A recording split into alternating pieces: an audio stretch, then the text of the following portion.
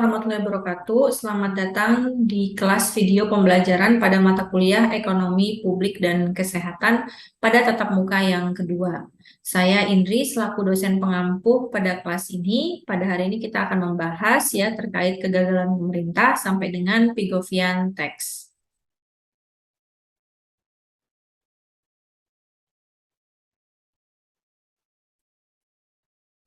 Baik, adapun ruang lingkup ya, tadi sudah saya sampaikan, kita akan membahas apa sih yang dimaksud dengan kegagalan pemerintah ya, campur tangan pemerintah, lalu kegagalan mekanisme pasar, dan ada faktor-faktor yang mempengaruhi dari kegagalan mekanisme pasar tersebut sampai dengan sistem pajak Pigovian. Tujuannya atau harapannya setelah dari menyaksikan video pembelajaran maupun mengikuti materi di perkuliahan di kelas, mahasiswa mampu memahami konsep kegagalan pemerintah dalam mengelola mekanisme pasar, lalu mahasiswa bisa mengklasifikasikan ya faktor penyebab kegagalan pemerintah, serta yang terakhir adalah mahasiswa bisa mengevaluasi penyebab kegagalan pemerintah tersebut. Baik, teman-teman, sebelumnya kita bahas terlebih dahulu tentang apa sih yang dimaksud sama pemerintah ya. Sebelumnya, di pertemuan yang pertama, saya sudah menjelaskan bahwa yang dimaksud dengan pemerintah ini adalah aktor ya, yang memang memiliki peranan besar terhadap pengaturan negara. Pemerintah memiliki fungsi, di pertemuan pertama juga sudah kita bahas, fungsinya adalah fungsi stabilisasi, alokasi, dan juga distribusi. Nah, kemudian dalam mengurus pembangunan yang ada di negara, maka pemerintah ini sebagai aktor yang menjalankan apa saja sih peraturan-peraturan yang membuat peraturan-peraturan dan juga mengatur mekanisme terciptanya pembangunan pada suatu negara dengan baik. Maka dibutuhkan intervensi pemerintah ini harapannya memberikan masukan yang positif dan tidak menggugurkan atau mengurangi dari kesejahteraan masyarakat tersebut. Nah, namun intervensi dari pemerintah ini juga memiliki kekurangan.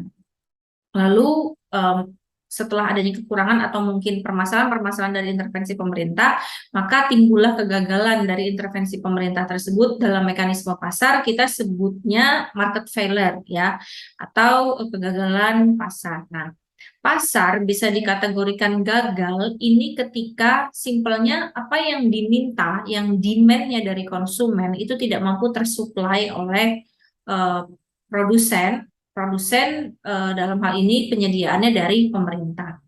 Nah, anggaplah masyarakat ya, saya contohkan membutuhkan barang publik. Maka penyediaan akan barang publik ini harus di-cover atau di-hire sama pemerintah. Namun kenyataannya di beberapa lokasi ternyata tidak mampu disediakannya barang-barang publik tersebut dan alhasil masyarakat tidak terpenuhilah kepuasannya. Nah, belum lagi adanya beberapa pihak-pihak yang menjual barang ya, mengakuisisi penjualan barang sehingga memonopoli mekanisme pasar. Maka itu juga dikategorikan pemerintah gagal ya dalam melakukan mekanisme pasar yang baik. Nah, terkait kebijakan dan juga poksi distribusinya suatu barang yang dapat dinikmati sama masyarakat, ini juga menjadi peran ya dari pemerintah yang memang memberikan distribusi dalam alokasi yang rata. Tapi kita harus mengetahui dulu bahwa makna dari merata ini bukan berarti porsinya untuk Kabupaten A 20, Kabupaten B itu 20, C sampai dengan Z adalah 20. Kita harus bilang dulu bahwa fungsi dari alokasi untuk kita bilang bisa rata itu sesuai dengan mungkin dari jumlah penduduknya, kebutuhan akan barang yang akan didistribusikan tersebut, dan kiranya setelah sudah teralokasikan, apa yang didistribusi sama pemerintah ini mampu tercapai sesuai dengan sasarannya gitu. Jadi bukan hanya sekedar mengalokasikan tapi ternyata tidak mampu terdistribusi dengan baik. Maka mekanisme pasar tidak dapat berfungsi tanpa keberadaan aturan dari pemerintah. Maka tadi fungsi dari pemerintah itu kan sangat diperlukan ya. Bagaimana mekanisme pasar bisa terjadi jika memang alokasi dari pemerintah ini tidak merata atau tidak sesuai dengan jumlah kebutuhan, sampai dengan pendistribusian barang juga masih belum menggambarkan ya apa yang dibutuhkan sama masyarakat gitu, atau mungkin sampai di tangan masyarakat itu tidak sesuai. mau memberikan bantuan kepada masyarakat miskin, tapi ternyata yang terdata bukan yang benar-benar miskin, tapi orang-orang relatif yang mengaku miskin gitu. Sehingga kalau kita petakan ya, kegagalan-kegagalan pemerintah ini berdasarkan unsur-unsur yang ada di depan ini ya teman-teman ya. Yang pertama adalahnya common goods atau barang bersama atau barang publik.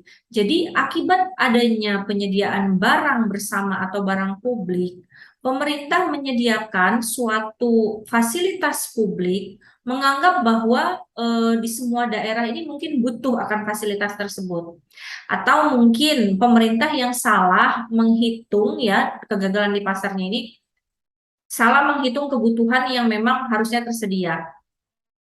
Contoh, masih ada beberapa daerah-daerah yang belum terbangun infrastruktur yang memadai.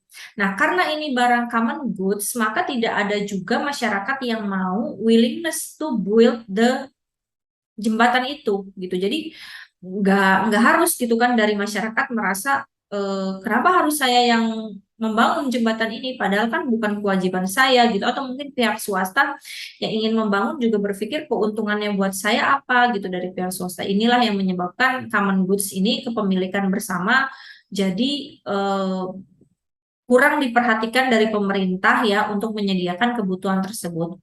Dan belum lagi ketika nanti sudah tersedia barangnya, adanya common goods ini muncul permasalahan yang namanya free rider.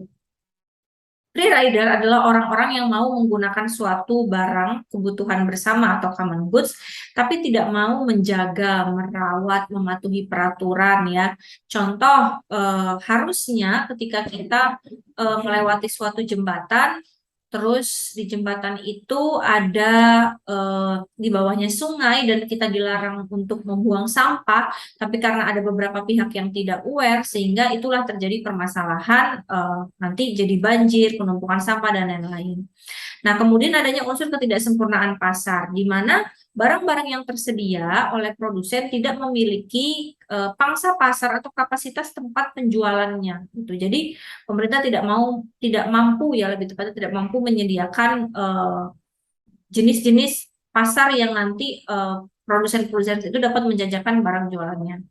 Lalu berikutnya ada eksternalitas. Nah, kalau eksternalitas ini adalah perilaku yang memberikan akibat baik maupun buruk ya. Jadi memberikan perilaku yang positif maupun negatif yang berbuah dampak gitu kepada orang lain.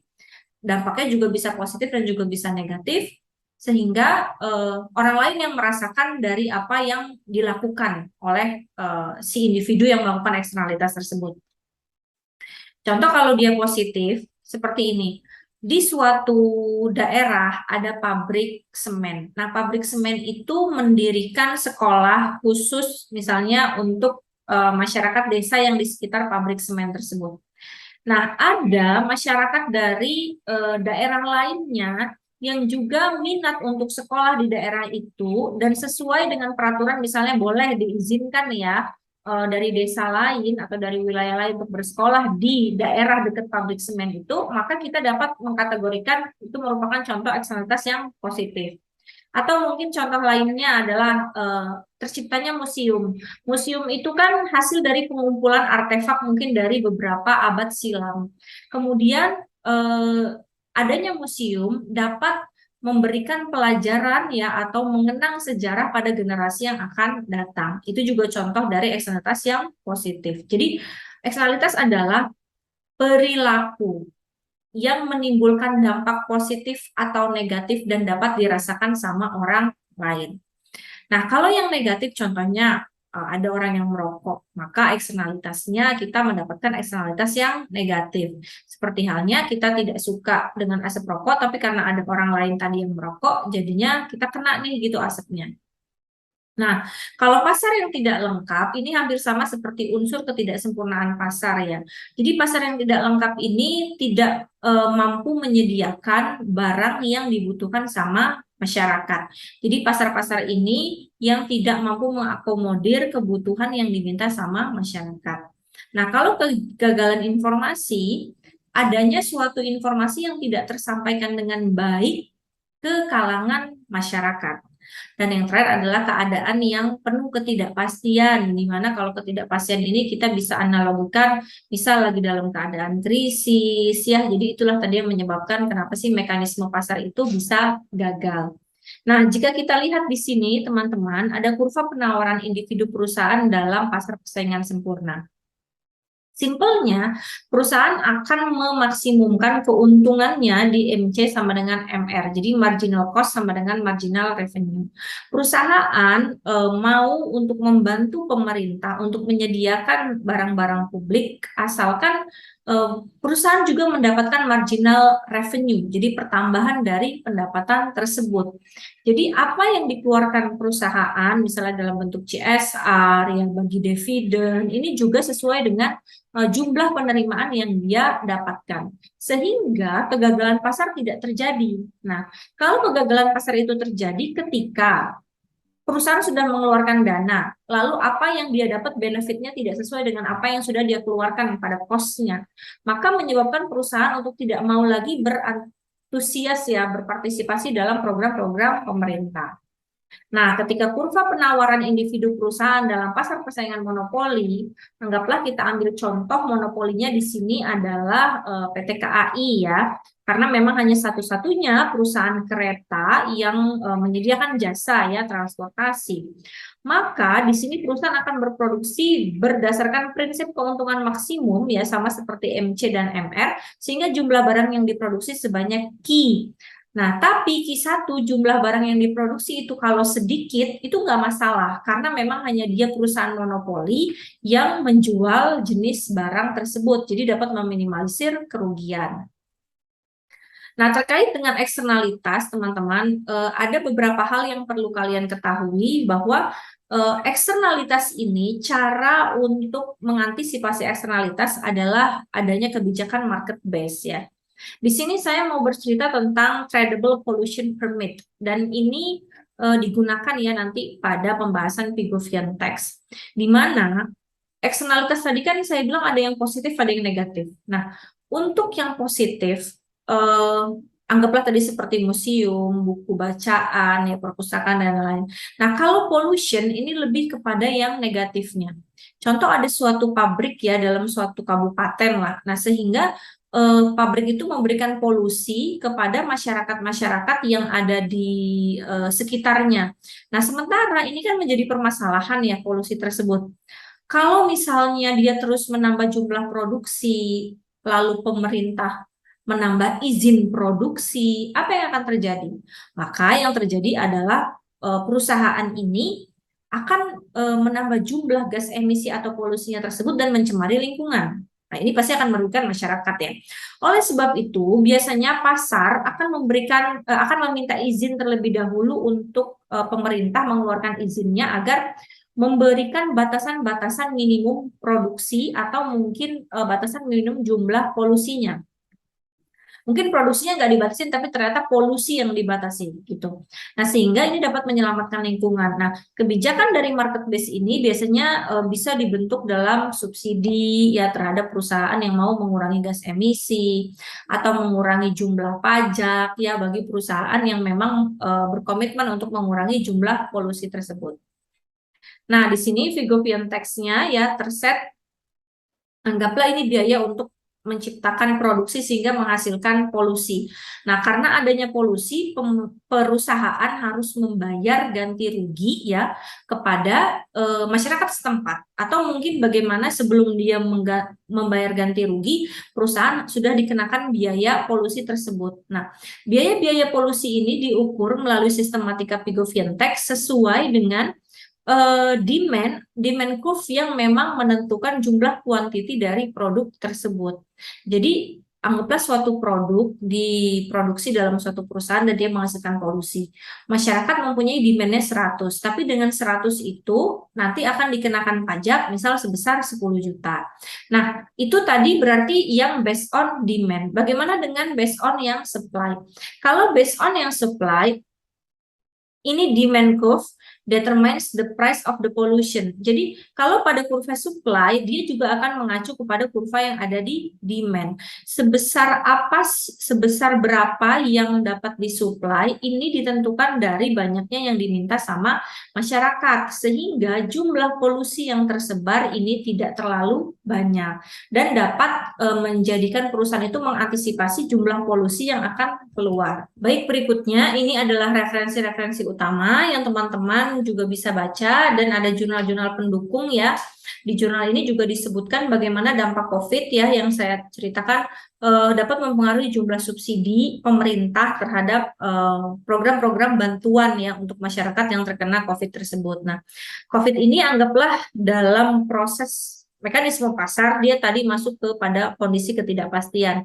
Karena pada awal tahun 2020 kita kena COVID, kita kan nggak pernah tahu ya sampai kapan COVID ini lost gitu from our country. Bahkan until now juga tetap ada, walaupun sudah mulai longgar dalam segi hal kesehatan, penjagaan kesehatan dan lain-lain, tapi tetap dirasakan eksis. Nah, keadaan-keadaan seperti inilah yang menyebabkan tadi pemerintah harus bisa membaca dalam keadaan yang tidak pasti tentang berapa besar sih kebutuhan dari masyarakat. Baik teman-teman, yang dapat kita simpulkan pada perkuliahan tatap muka kedua ini, kita dapat mengetahui apa sih peran pemerintah dalam mengintervensi ya kebutuhan dari produk yang memang sifatnya barang publik. Kalau memang dia barang swasta, seperti yang di minggu kemarin, rasanya pemerintah tidak begitu memberikan intervensi besar karena pengaturannya untuk memberikan kepuasan kepada konsumen, dan pemerintah juga mendapatkan dividen dari setiap perusahaan yang beroperasi di negara tersebut. Namun memang pembatasan juga perlu dilakukan, atau intervensi pemerintah juga perlu dilakukan dalam hal pembatasan jumlah produksi barang-barang yang memang basisnya dari pihak swasta yang sifatnya tadi memberikan dampak negatif atau eksternalitas yang negatif. Contohnya tadi kayak pabrik roti yang memberikan polusi, atau mungkin tambang timah atau tambang batu bara yang memberikan polusi, sehingga ini yang patut dikaji sama pemerintah, apakah perusahaan itu layak untuk tetap beroperasi atau tidak. Dan dapat diketahui ternyata ada pajak figovian ya yang dapat menolong program dari rendah emisi karbon atau mengurangi polusi yang ada di kalangan masyarakat gitu. Baik, sekian untuk video pembelajaran kedua. Semoga dapat dipahami dengan baik. Jangan lupa kita akan berdiskusi di kelas. Saya akhiri. Wassalamualaikum warahmatullahi wabarakatuh.